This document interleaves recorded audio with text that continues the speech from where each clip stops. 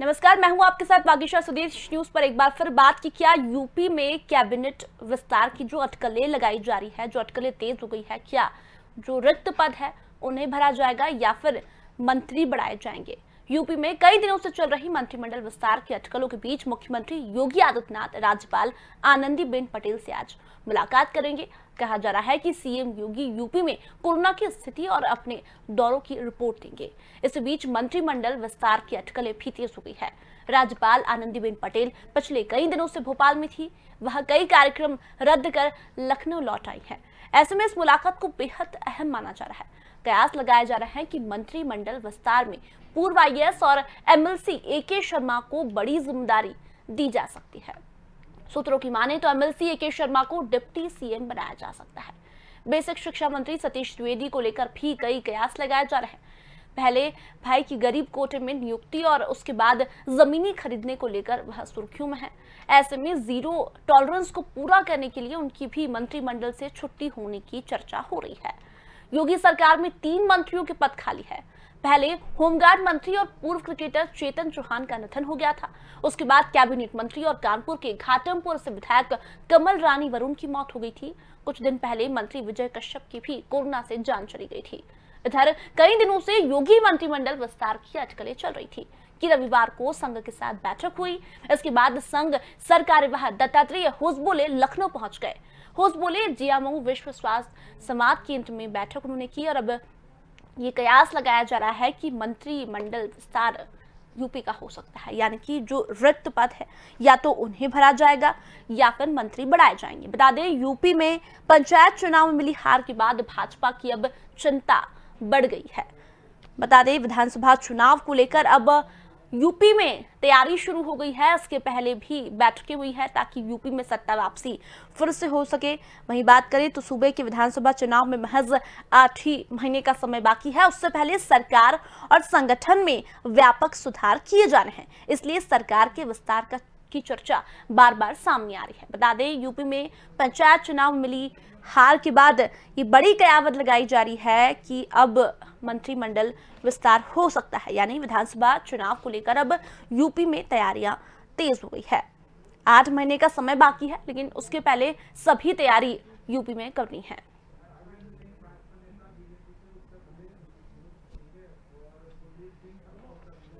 और आज की चर्चा इसी पर, लेकिन कुछ मेहमान हमारे साथ मौजूद हैं, उनसे एक बार आपका परिचय करवा देते हैं। हमारे साथ राघवेंद्र सिंह जी बीजेपी का पक्ष रखेंगे, हमारे साथ सपा नेता कुलदीप सिंह जी जुड़ गए हैं और आप दोनों का बहुत बहुत स्वागत है। सबसे पहले शुरुआत में राघवेंद्र जी से करना चाहूंगी। राघवेंद्र जी, यूपी में पंचायत चुनाव में बीजेपी को हार मिली और अब ये अटकलें लगाई जा रही है कि जो 8 महीने बाद चुनाव हो रहे हैं उसको लेकर अभी से यूपी में तैयारी शुरू हो गई है। मंत्रिमंडल विस्तार की तैयारी यूपी में होने वाली है, क्या कुछ कहेंगे आप इस पर? देखिए वागीश जी, ऐसा नहीं है सूत न कपाल जुलान में लट्ठम लट्ठा, कहीं कोई ऐसी चीज नहीं है। हमारे मुख्यमंत्री जी राज्यपाल से मिलते रहते हैं, बैठकें होती रहती हैं। जैसे अभी आपने अपनी रिपोर्ट में बताया कि जो दौरा करके जो आए हैं माननीय मुख्यमंत्री महोदय, उसका रिपोर्ट सौंपेंगे, तो ये हमारी दैनिक गतिविधियों का हिस्सा है वागीश जी। इसमें कोई ऐसा नहीं है कि मंत्रिमंडल का विस्तार होना है या कि जो रिक्त स्थानों की पूर्ति होनी है। वर्तमान में अभी कोई ऐसी बात नहीं है। अगर कोई होगी, आगे अगर होने वाली होगी तो निश्चित रूप से आपके संज्ञान में लाई जाएगी। जी चलिए, कुलदीप सिंह जी हमारे साथ लगातार जुड़े हुए हैं। कुलदीप जी, क्या लगता है यूपी सरकार अभी से 8 महीने बाद होने वाले चुनाव की तैयारी में है? आज आनंदीबेन पटेल राज्यपाल जो है उनसे भी मुलाकात करने वाली है। क्या लगता है जो पंचायत चुनाव की हार है उसके लिए अभी से तैयारियां शुरू हुई है? अब विधानसभा चुनाव भी होने वाले 8 महीने बाद।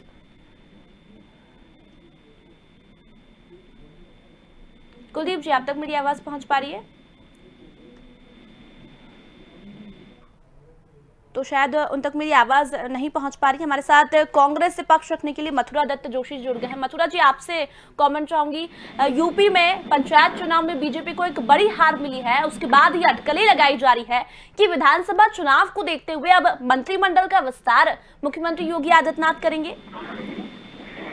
देखिए, वैसे मंत्रिमंडल का विस्तार करना न करना ये अपने मुख्यमंत्री जी का अपना विशेषाधिकार होता है, लेकिन जो अटकलें चल रही हैं, जो खबरें आ रही हैं, कल ये भी देखा, सामने खबर आई थी कि एक डिप्टी चीफ मिनिस्टर बना रहे हैं जो अभी एमएलसी बने हैं और प्रधानमंत्री कार्यालय से इस्तीफा दे के आए हैं शर्मा जी, उनको डिप्टी चीफ मिनिस्टर बनाना है।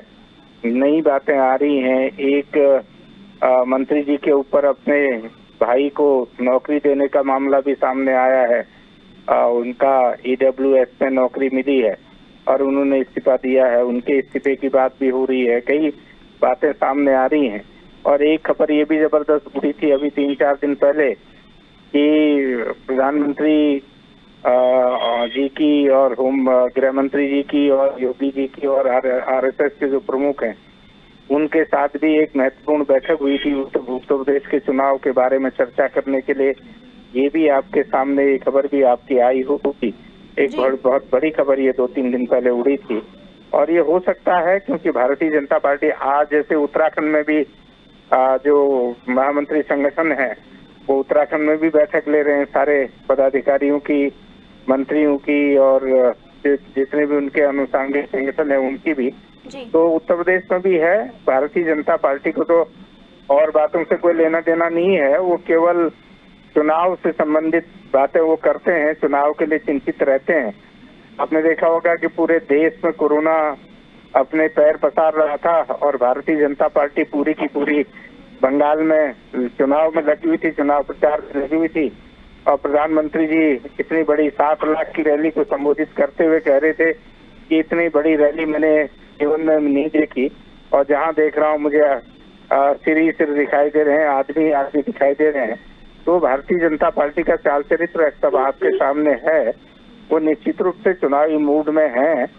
और तो आप ये कह रहे हैं कि चुनावी मूड में है, कोरोना को लेकर ध्यान नहीं दे रही है बीजेपी, आपका ये कहना है मथुरा जी?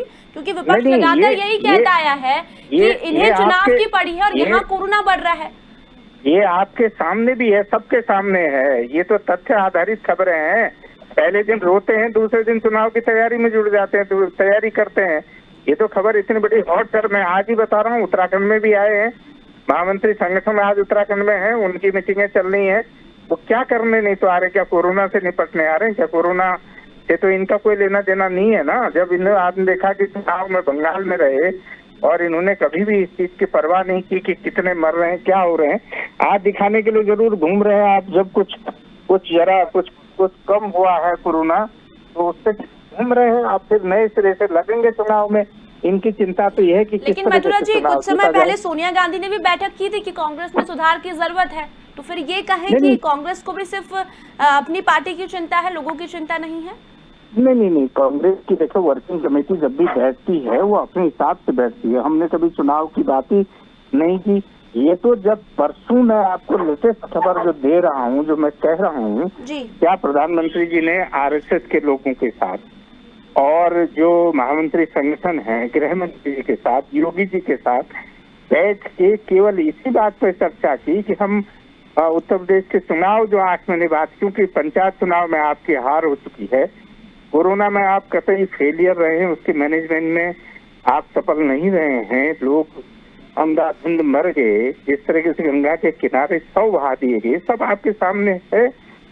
तो इसलिए भारतीय जनता पार्टी के पैरों तले जमीन खिसक रही है। बिल्कुल इन्हीं से जवाब लेते। लेकिन हमारे साथ कुलदीप जी जुड़ गए हैं, सपा नेता। कुलदीप जी, अब ये अटकलें लगाई जा रही है कि मुख्यमंत्री योगी आदित्यनाथ आज राज्यपाल से मुलाकात करेंगे, जो मंत्रिमंडल विस्तार होना है उसको लेकर चर्चा करेंगे। क्या लगता है जो यूपी में पंचायत चुनाव में हार हुई है उसकी चिंता बढ़ गई है, अब विधानसभा चुनाव की तैयारी में लग गई है यूपी सरकार?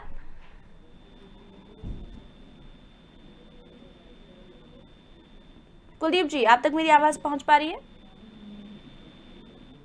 तो चलिए, उन तक हमारी आवाज नहीं पहुंच पा रही है। हम फिर से राघवेंद्र जी के पास आएंगे। राघवेंद्र जी, आपसे कमेंट लूंगी। क्या लगता है, विपक्ष लगातार कह रहा है कि बस उत्तर प्रदेश और उत्तराखंड में सिर्फ बीजेपी सरकार को चुनावों की पड़ी है, ना कि कोरोना की, ना ही जनता की। देखिए बागीसा जी, इस विषय में सिर्फ इतना कहना चाहता हूँ, भारतीय जनता पार्टी की जहां जहां सरकार है ईमानदारी से कोरोना से लड़ाई लड़ रही है। रही उत्तर प्रदेश की बात, उत्तर प्रदेश में कोरोना लगभग समाप्ति की कगार पे है। आज का जो है जो संक्रमण जो है, संक्रमित व्यक्ति 3,000 सवा 3,000 के आसपास है पूरे उत्तर प्रदेश में, और जो टेस्टिंग हुई है 4 लाख के आसपास हुई है। तो ये बिल्कुल हाशिए पर है, संक्रमण खत्म होने जा रहा है। इसमें ये लोग जो कांग्रेस के लोग क्या कर रहे हैं वो पूरा जग जाहिर है, समाजवादी पार्टी के लोग क्या कर रहे हैं वो पूरा जग जाहिर है। हम लोग जो है कोरोना से लड़ रहे हैं, ये लोग हमसे पूरा लड़ रहे हैं। हम लोग दौरे पर जा रहे हैं, ये लोग हेलीपैड पर गंगा जल छिड़कते हैं। हम लोग दौरा करते हैं, ये लोग मजाक उड़ाते हैं। हम लोगों की जो वैक्सीन को कहते हैं कि ये जो है वैक्सीन है भारतीय जनता पार्टी की वैक्सीन है, ये हम लोग नहीं लगवाएंगे, और टेलीकास्ट भी होता है, दिखाई में पड़ता है सोशल मीडिया में, कहीं पर भी कांग्रेस के नेता और समाजवादी पार्टी के नेता वैक्सीनेशन कराते हुए कभी नजर नहीं आए। देखिए ये विषय तो दूसरा हो गया। और ये भारतीय जनता पार्टी की एक वास्तव में कोई व्यक्ति प्रधान दल नहीं है। हमारी जो बागडोर है संगठन के हाथ में होती है। हमारा जो है एक प्रक्रिया, निश्चित प्रक्रिया है, चाहे हमारे यहाँ राष्ट्रीय अध्यक्ष का चुनाव हो, चाहे प्रदेश अध्यक्ष का चुनाव हो, या मुख्यमंत्री तय करना हो, या मंत्रिमंडल तय करना हो, या वार्ड अध्यक्ष तक की बात कर रहा हूँ बागीसा जी। हमारे यहाँ सब एक निश्चित प्रक्रिया है। हमारे यहाँ ये नहीं है कि रामलाल जी को ही बनना है, घूम फिर के रामलाल जी और उनकी माता जी, दो ही लोग व्यक्ति प्रधान दल है, इसके अलावा कुछ नहीं है। हमारे यहाँ गतिविधियां होती है संगठन की और सरकार की, उसकी एक निश्चित प्रक्रिया है। हम लोग जो है एक तरीके से काम करते हैं, और एक जो है राष्ट्रवादी संगठन है हम लोग, और ईमानदारी से काम कर रहे हैं, और इसमें कहीं कुछ नहीं है। जो मंत्रिमंडल विस्तार की अटकलें हैं वो मात्र अटकलें हैं। उसमें जो है जो निश्चित, जो संघ के बारे में भी अभी हमारे कांग्रेस के मित्र ने कहा, संघ जो है भारतीय जनता पार्टी की किसी गतिविधि में, लेकिन राघवेंद्र जी, हम विपक्ष से कुछ भी पूछने जाते हैं तो उनका कहना है कि गंगा में जो लाशें बह रही है वो उन्हें दिखाई नहीं दे रही, वहां जो लाशें दफनाई जा रही है। क्या हालत है यूपी की? अरे भाई ये क्या बताएं, ये लोग पता नहीं क्या किस दुनिया में रहते हैं। ये जो है फोटोएं, जो लाशें दफनाने वाले के चित्र जो हैं, ये एक दैनिक समाचार पत्र के फोटोग्राफर ने खींचे थे। ये जो अपने कुंभ से पहले के थे, वर्ष 2018 के चित्र थे। उनको जो है योजनाबद्ध तरीके से कांग्रेस पार्टी ने अपने टूल किट में जो ये सब चीजें लिखी हुई हैं, जो इनकी टूल किट है, उस विषय में मैं ज्यादा चर्चा नहीं करना चाहता हूँ। आज जो सोशल मीडिया के जमाने में बच्चे इस टूल किट में क्या क्या इन लोगों ने योजनाएं बनाई थी देश को बदनाम करने के लिए और हमारे प्रधानमंत्री को बदनाम करने के लिए, वो बिल्कुल जग जाहिर है। टूल किट का ये एक हिस्सा थी, ये फोटो वर्ष 2018 की थी, और इसमें जो है जो लाशें जो दफनाने के जो चित्र थे वो ये लोग कह रहे हैं ये कोरोना के ही संक्रमित लोग थे। ऐसा नहीं है, लाशें जो है गंगा किनारे लंबे समय से दफना दी जाती रही है, और ये कोई ऐसी बात नहीं है कि बहुत कठिन चीज है। इसमें जो है हमारी सरकार जो है इसमें जो बहुत संवेदनशील है। ये जो हमारा गंगा समग्र आंदोलन था, इसमें हम लोगों ने ये विषय भी रखा था कि जो ये लाशें जो है दफनाई जा रही हैं, इसको दफनाया ना जाए, इनका जो है लकड़ी के माध्यम से क्रियाकरण किया जाए, और जो गंगा में जो लाशें डाल देते हैं उसको भी रोका जाए। वो प्रक्रिया भी चल रही है। चलिए राघवेंद्र जी, बिल्कुल आपके सवालों के जवाब भी लेंगे हम इनसे, लेकिन हमारे साथ कुलदीप सिंह जुड़ गए हैं, सपा नेता। कुलदीप जी, आपसे कॉमेंट लूंगी। अब ऐसी अटकलें लगाई जा रही है कि योगी सरकार में मंत्रिमंडल का विस्तार हो सकता है, यानी कि यूपी पंचायत चुनाव में जो हार मिली है उसके बाद कहीं ना कहीं बीजेपी चिंता में नजर आ रही है। इसी को लेकर अब विधानसभा की तैयारी शुरू हो गई है। क्या लगता है, क्या विधानसभा में फिर से सत्ता वापसी होगी? देखिए, भारतीय जनता पार्टी समय समय पर अपना प्रयोग करती रहती है, और आज इनको कोरोना से लड़ने की चिंता नहीं है। आज इनको उत्तर प्रदेश के चुनाव दिखाई दे रहे हैं, उसी स्तर पर इनकी हाई लेवल की मीटिंग हो रही है। और आज अभी भारतीय जनता पार्टी के मित्र हमारे बता रहे थे कि गंगा जी में जिस तरीके से लाशों के बारे में, तो मैं कहना चाहता हूं कि जिस तरीके से पूरे गंगा जी के किनारे पे सरेआम अभी भी कुत्ते नोच रहे हैं, तो क्या वह पुरानी कुंभ के समय की पड़ी हुई लाशें हैं, और उनके ऊपर कभी ढका जा रहा है तो कभी उनके ऊपर से कपड़ा जो है खींचा जा रहा है। इस तरीके से सरकार पूरी तरीके से जो है इंसानियत को बचाने में नाकामयाब रही है। लेकिन कुलदीप जी, राघवेंद्र जी तो कह रहे हैं, और बीजेपी लगातार कह रही है कि ये जो तस्वीर बताई जा रही है वो पुरानी है, कुंभ के पहले की है। ये योजनाबद्ध तरीके से छवि खराब करने की कोशिश की जा रही है यूपी सरकार की, केंद्र सरकार की। ये बताइए कि अगर ये लाशें पुरानी है तो कुत्ते अब क्यों नोच के खा रहे हैं, क्यों निकाल रहे हैं, अब लाशें ताजी क्यों निकल रही है वहां से? राघवेंद्र जी जवाब दीजिए। तस्वीरें आई हैं उनकी लाशें कुत्ते जो नोच रहे हैं, ऊपर रखी हुई है, 2-2 फुट ऊपर रखी हुई है, जमीन से ऊपर रखी हुई, उसके ऊपर डाला गया है, और उनके ऊपर कपड़ा डाला गया, कभी कपड़ा निकाला जा रहा है, भगवा कपड़ा निकाला जा रहा है, तो वो ताजी लाशें दिखाई दे रही है, कुत्ते नोच के खा रहे हैं। वो कहाँ की कब की लाशें? राघवन जी जवाब दीजिए। दिखाई दे इतनी ये जो हमारे जो है सपा नेता जो ये अच्छी तरीके से जानते हैं क्योंकि अभी हिंदू धर्म से ताल्लुक रखते हैं। ये जो है हमारे यहाँ जब कोई व्यक्ति जहर खा के मर जाता है या किसी ऐसे संक्रमित चीजों से मरता है जिससे कि वायु प्रदूषण हो सकता है, उसको गंगा में प्रवाहित नहीं किया जाता है, उसको दफनाया जाता है। बहुत से परिवारों में अभी भी ये परंपरा है, उनके लोगों को, उनके परिवार का कोई व्यक्ति भी अगर मरता है तो उनको भूमि में ही उसका दफनाया जाता है। ये कोई नई बात नहीं है, हर गांव में ऐसे 10-5 परिवार मिल जाएंगे। और गंगा किनारे गांव में ये बात तो सामान्य रूप से है कि लोग दफना देते हैं गंगा जी के किनारे, जब बाढ़ आती है तो बॉडी बैठ निकलती है।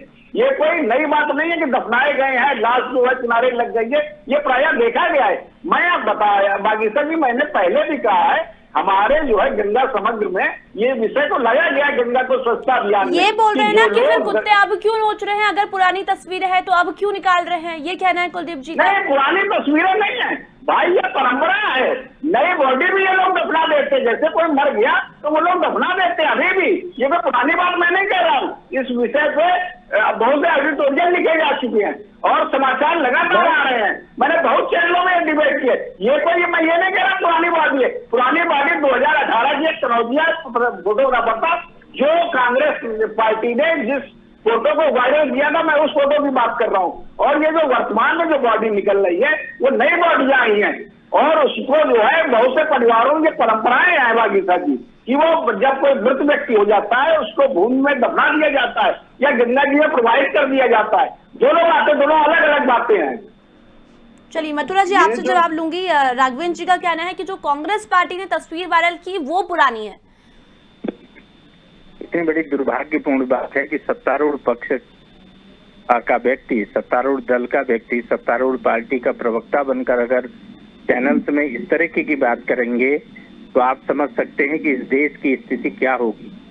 देखिए, कहीं कभी ये कहते हैं कि गंगा मैली हो गई है, गंगा सफाई अभियान चलना चाहिए, नमामि गंगे का कार्यक्रम चलाते हैं, गंगा को प्रदूषित करने में कहते हैं कि अपराध होगा, गंगा में लाशन न डाली जाए। गंगा में एक समय तो ऐसा भी आया था कि गंगा में दाह संस्कार करने पर भी मना करने की बात सरकार सोच रही थी।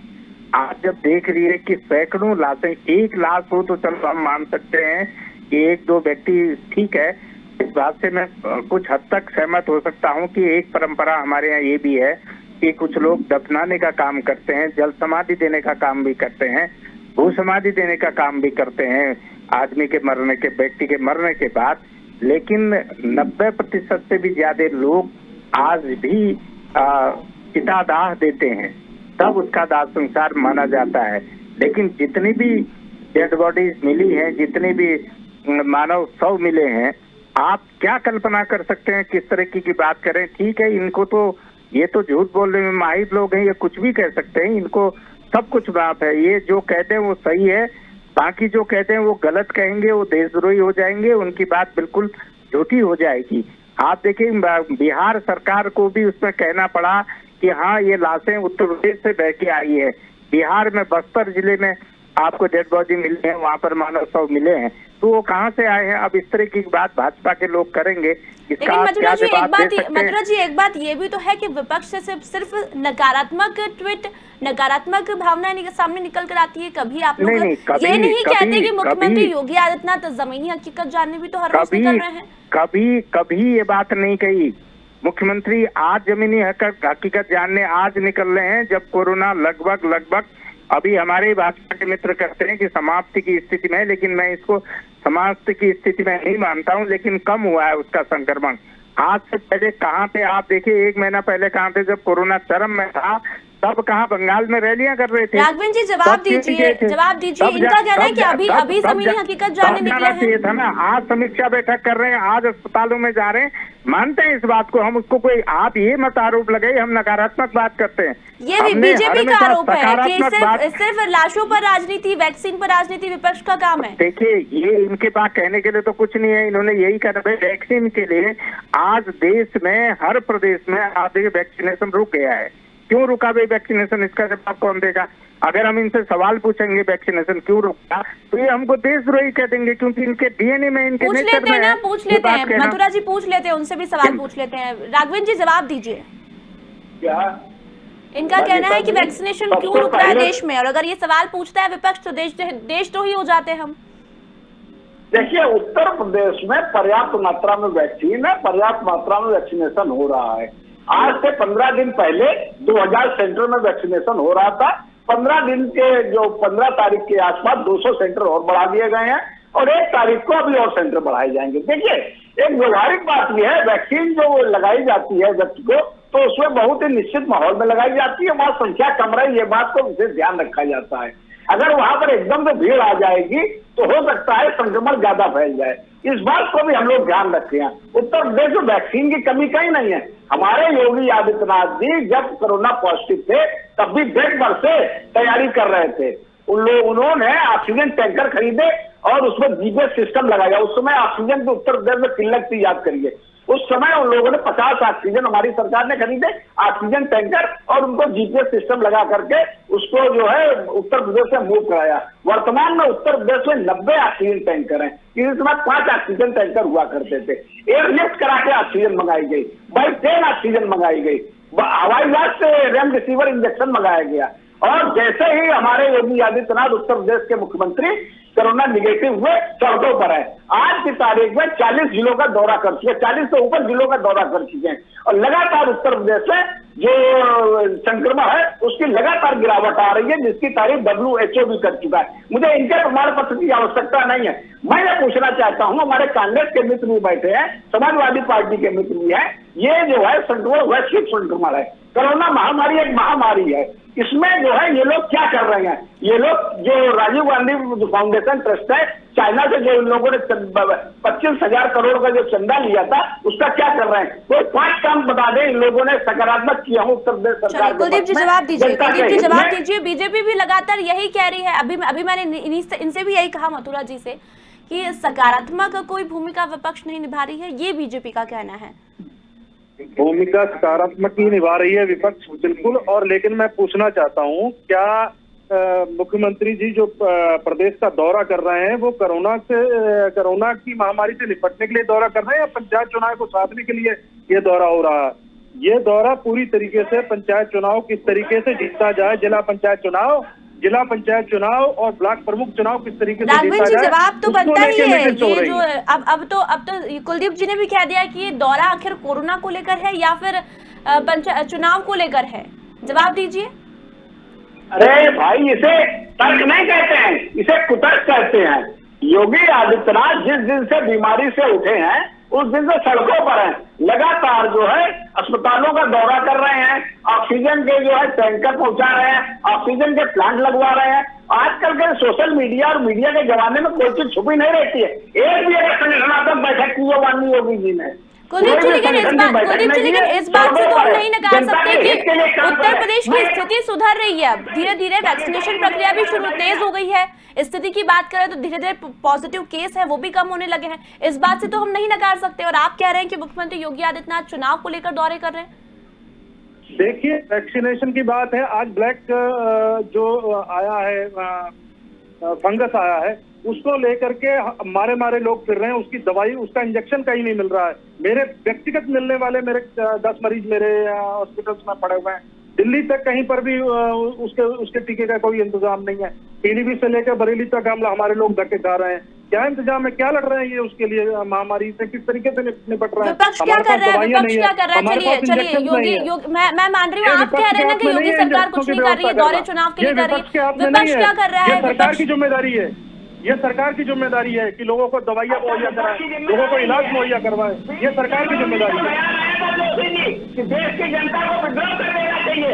आज से नेता पी चिदम्बरम जी का बयान आया था, उन्होंने हिंदी में ट्वीट किया था कि देश की जनता को विद्रोह करना चाहिए। ये क्या चीज है? अरे कुछ शर्म करिए। ये बहुत दिनों तक चलने वाला आप लोगों की ड्रामेबाजी नहीं है। आप लोगों की ड्रामेबाजी पूरा देश देख रहा है कि आप लोगों ने कोरोना संक्रमण में क्या देश का मजाक अंतर्राष्ट्रीय मंचों को उठाया। आजकल हर आदमी को पता है। आप लोग धैर्य रखिए, आप लोगों की क्या गति होने वाली है। उत्तर प्रदेश में पिछले 33 सालों से आप लोग नहीं है, इन्हीं गतिविधियों में कार्य नहीं है। सुधर जाइए जोशी जी, आप लोग सुधर जाइए, नहीं तो उत्तर प्रदेश नहीं पूरे देश से आपका सुपड़ा साफ हो जाएगा। और इसी तरीके की गतिविधियां नहीं, आगे आने वाले 33 साल भी आप लोग उत्तर प्रदेश में कदम नहीं रख पाओगे। चलिए अब समय बहुत कम है, आप लोग मुद्दे से भी भटक रहे हैं। अब कुलदीप जी, आखिरी कमेंट लूंगी मथुरा जी से। मथुरा जी, क्या लगता है अब यूपी सरकार में तो जो अटकलें लगाई जा रही थी मंत्रिमंडल विस्तार को लेकर वो तो तेज हो ही रही है, लेकिन चुनाव की तैयारी अब बीजेपी कर रही है। ऐसे में कांग्रेस की यदि बात करें तो आपको नहीं लगता कांग्रेस में सुधार की जरूरत है? नहीं, देखिए, हर पार्टी में सुधार की आवश्यकता होती है और लोकतंत्र में जो राजनीतिक दल होते हैं वो चुनाव लड़ने के लिए होते हैं, इसमें कोई दो राय नहीं है। उस हिसाब से अभी इस समय देश में सबसे बड़ा जो संकट है वो कोरोना संक्रमण को रोकने के लिए, उसके लिए सब लोगों को दलगत राजनीति से ऊपर उठकर बात करने की आवश्यकता है, क्योंकि भारतीय जनता पार्टी तो सत्ता के मद में चूर है, उसको किसी विपक्ष के सहयोग की आवश्यकता नहीं है। अगर विपक्ष कोई सुझाव भी देता है तो उसमें इनको शिकायत नजर आती है, उसमें इनको। लेकिन मथुरा जी, सुझाव की जगह आप विपक्ष लगातार कमी ज्यादा निकालता है, ये बीजेपी का कहना है। सुझाव कम देते हैं, कमी ज्यादा निकालते हैं। देखिए, विपक्ष का काम हर हमेशा लोकतंत्र में तो विपक्ष तो शैडो की तरह काम करता है ना। विपक्ष का काम हर हमेशा सरकार को आगाह करना होता है, सरकार को सलाह देना होता है, सरकार को सतर्क करना होता है। आप उसको ये कमियां मानती है भाजपा, तो उसमें आप और हम क्या कर सकते हैं? देखिए, उसका जवाब तो मेरे पास नहीं है। चलिए, अब देखते हैं कि विधानसभा चुनाव को लेकर क्या कुछ तैयारी। हमने हर हमेशा इस बात को राजनीतिक रूप से नहीं लिया है। हमने बिल्कुल, अभी जरूरत भी है साथ आने की। मथुरा जी, कुलदीप जी और राघवेंद्र जी, साथ आने की जरूरत है क्योंकि महामारी है, युद्ध है, सभी को साथ आना चाहिए। फिलहाल अभी देखना होगा। मैं तीनों मेहमानों को समय की कमी के चलते धन्यवाद कहना चाहूंगी। तो बता दें, जो अटकलें लगाई जा रही है कैबिनेट विस्तार को लेकर वो तेज हो गई है। आज मुख्यमंत्री योगी आदित्यनाथ राज्यपाल आनंदीबेन पटेल से मुलाकात कर सकते हैं और ये कहा जा रहा है कि विधानसभा चुनाव जो 8 महीने बाद होने वाले हैं उसको लेकर यूपी सरकार तैयारी कर रही है। और देखते हैं कि जो रिक्त पद बचे हैं उन पर भर्ती होगी या फिर मंत्री बढ़ाए जा सकते हैं। फिलहाल इस चर्चा में इतना ही, जल्द लौटेंगे, तब तक बने रहिए स्वदेश न्यूज के साथ। नमस्कार।